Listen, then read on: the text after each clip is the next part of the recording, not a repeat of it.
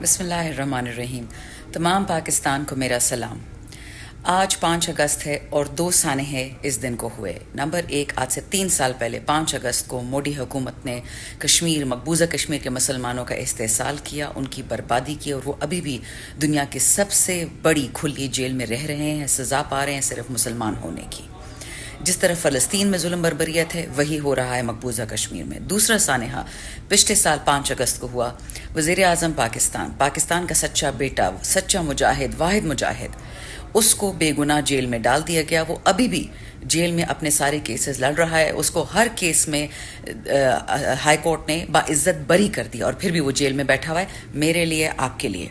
तो आज हम सब निकलेंगे इंशाअल्लाह, इमरान खान के लिए, मकबूजा कश्मीर के लिए, पाकिस्तान के लिए, क्योंकि हमारा और कोई वतन है ही नहीं। यही हमारी पहचान है, यही हमारा खून है।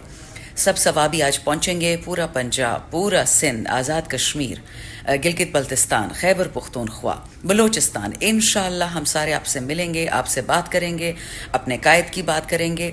कायद आज़म लोगों ने सुना था, इमरान खान हमने देख लिया।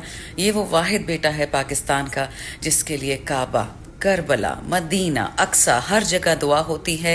हम उसको कामयाब करके रहेंगे, बाजियाब करके रहेंगे। ख़ास दुआ मांग रही हूँ हमारे MNA हाजी इम्तियाज़ को, जिनको अभी तक बाजियाब ना करवाया गया। वो हमारे भाई हैं, उनको उठा लिया गया गैर कानूनी तरीके से। मंडी बहाउद्दीन के MNA हैं, हम उनके साथ भी खड़े हैं, और इंशाअल्लाह आज का दिन हम कामयाब बनाएंगे अपने वतन के लिए।